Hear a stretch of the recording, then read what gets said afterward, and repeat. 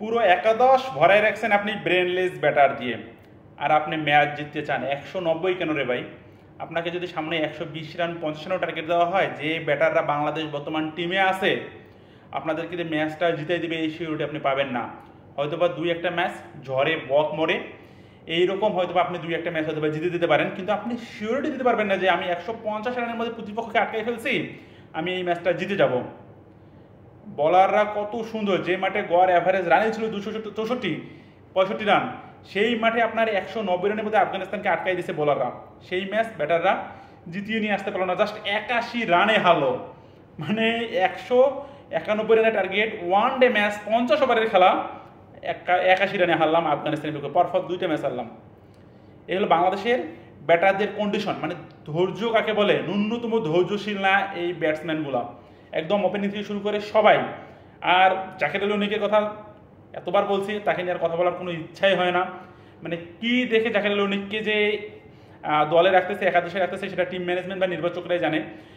এতদিন তো ছিল জাকের আলী অনেক যে অল্প কয়েক বল খেলছিল, তার হয়তো বা ব্যাটিং ক্যাটাগরি, তার ব্যাটিং ক্লাস অথবা বুঝতে পারতেছিল না বাংলাদেশের টিম ম্যানেজমেন্ট।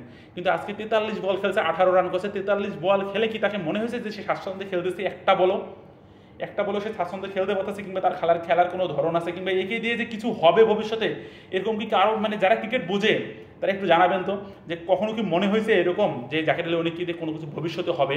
তার যে বর্তমান যে তার ব্যাট করার ক্লাস, যে বেসিক নিয়ে সে খেলে, মানে ইজিলি বোঝা যাচ্ছে।